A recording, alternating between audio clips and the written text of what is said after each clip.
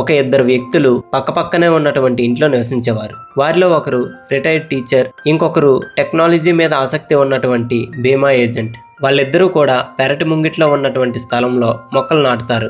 Retired teacher తన మొక్కలకి కొద్దిగా నీరు పోస్తూ ఎప్పుడూ వాటి మీద శ్రద్ధ చూపేవాడు కాదు. కానీ టెక్నాలజీ మీద ఆసక్తి ఉన్నటువంటి ఏజెంట్ తన మొక్కలకి ఎక్కువగా నీరు పోస్తూ వాటిని బాగా చూసుకునేవాడు. రిటైర్డ్ టీచర్ పెరట్లో ఉన్నటువంటి మొక్కలు చూడటానికి గ్రీనిష్ గా కనిపించకపోయినా హెల్దీగానే ఉన్నాయి. కానీ బీమా ఏజెంట్ మొక్కలు మాత్రం చాలా నిండుగా గ్రీనిష్ గా కనిపిస్తున్నాయి. ఒకరోజు రాత్రి సమయంలో పెద్ద తుఫాన్ వస్తుంది. నెక్స్ట్ డే మార్నింగ్ ఇద్దరు కూడా తమ పెరట్లో మొక్కలు ఎలా ఉన్నాయో చూడటానికి బయటకు వస్తారు. బీమా ఏజెంట్ పెరట్లో ఉన్నటువంటి మొక్కలన్నీ కూడా నేల మీద రాలిపోయి పూర్తిగా నాశనం అయిపోతాయి. కానీ రిటైర్డ్ టీచర్ పెరట్లో ఉన్నటువంటి మొక్కలు మాత్రం అస్సలు చెక్కు చెదరకుండా అలాగే నిలబడి ఉంటాయి. దీన్ని చూసి బీమా ఏజెంట్ ఆశ్చర్యపోతాడు.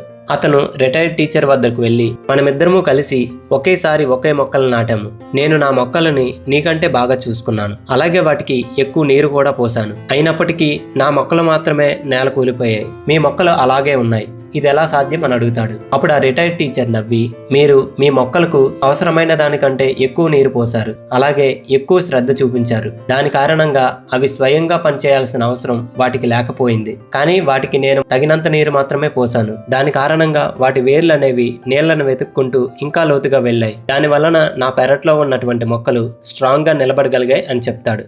ఈ కథలో నీతి అనేది ప్రతి తల్లిదండ్రులు కూడా అర్థం చేసుకోవాలి. ఇక్కడ పిల్లలు మొక్కలు లాంటి వారు. వాళ్ళు అడిగింది ప్రతిదీ కాదనకుండా ఇచ్చినప్పుడు వాటిని సంపాదించడానికి తల్లిదండ్రులు ఎంత కష్టపడుతున్నారో అనేది వాళ్ళకి అర్థం కాదు. అందువల్ల వాళ్ళకి డబ్బు విలువ కానీ కష్టం విలువ కానీ తెలియదు. కాబట్టి పిల్లలకు కష్టం విలువ తెలిసేలా ఎలా నడవాలో నేర్పించండి.